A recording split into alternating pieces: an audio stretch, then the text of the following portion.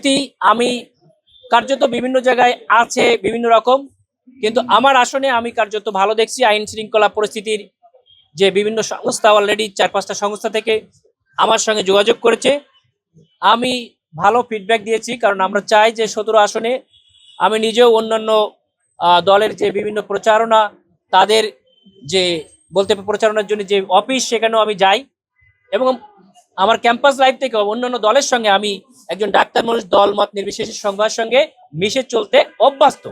আমি এভাবেই চলার চেষ্টা করেছি। আমার সঙ্গে পার্সোনালি এখনো কারো কোনো সমস্যা হয় নাই। আমি অন্যকে আহ্বান করছি, নির্বাচন পর্যন্ত এটা হবে না। নির্বাচন একটা খেলার মাঠ, এখানে জয় পরাজয় হবেই, কিন্তু একজনকে জোর করে আরেকজনের মতামত চাপিয়ে দিতে হবে, এইটা থেকে আমরা বের হয়ে আসতে চাচ্ছি। আমরা এটা 17 আসনে আশা করি যিনি আমার প্রধান প্রতিদ্বন্দ্বী তিনিও একজন দায়িত্বশীল পর্যায়ে আছেন। এরকম খারাপ পরিবেশ হবে না বলে আমার দিকে আশা ব্যক্ত করছি আমি, এবং আমরা সবাই মিলে সেটাকে সহযোগিতা করব। আইন শৃঙ্খলা যারা দায়িত্বে আছে তাদেরকেও আমাদের জনগণকে অবশ্যই সহযোগিতা করতে হবে। জোরপূর্বক যেন কেউ কারো মতামতকে আমরা কেড়ে নিতে না চাই। আমি আগে বলেছি, এখানে আমি যেহেতু প্রার্থী, এখানে যে আমার যে জনপ্রিয়তা আছে, আপনারা দেখেছেন আমার জনপ্রিয়তার কারণে বিভিন্নভাবে বিভিন্ন আইন শৃঙ্খলার কিছুটা আছে, কিন্তু কিছু কিছু ক্ষেত্রে বিভিন্ন সংস্থার মাধ্যমে আমাকে একটু পার্সোনালি, যেহেতু আমি একজন প্রার্থী, যে প্রার্থীর আমার জীবদ্দশায় কোনো কেস নাই, মানে ধরেন বিভিন্ন কেস থাকে না 10টা 20টা 50টা, আমার কোনো কেস নাই, আমার কোনো লোন নাই।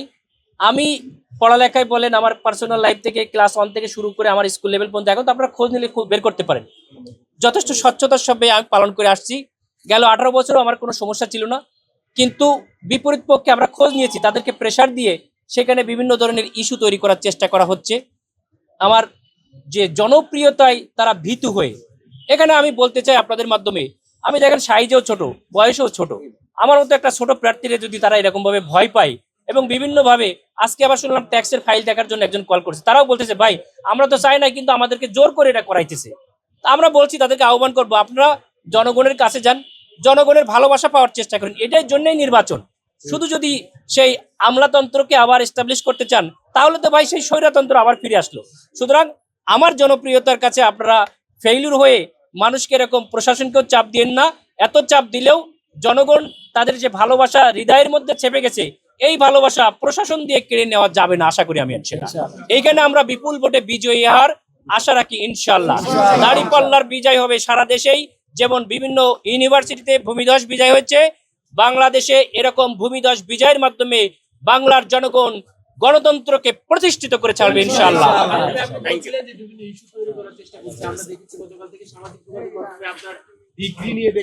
এটা তো আমরা বলেছি, এটা বাংলাদেশে আমাদের যিনি ডাক্তার আছেন তিনিও বলেছেন যে, আমি সিম্পলি একটা এক্সাম্পল, এটা আমার ধরেন সাপোজ আমাদের যে দেশনেত্রী খালেদা জিয়ার জন্য চিকিৎসা করতে বিদেশ থেকে চিকিৎসক আসলো, তখন কি বিএমডিসির অনুমতি নিয়ে চিকিৎসা ঢুকছিল?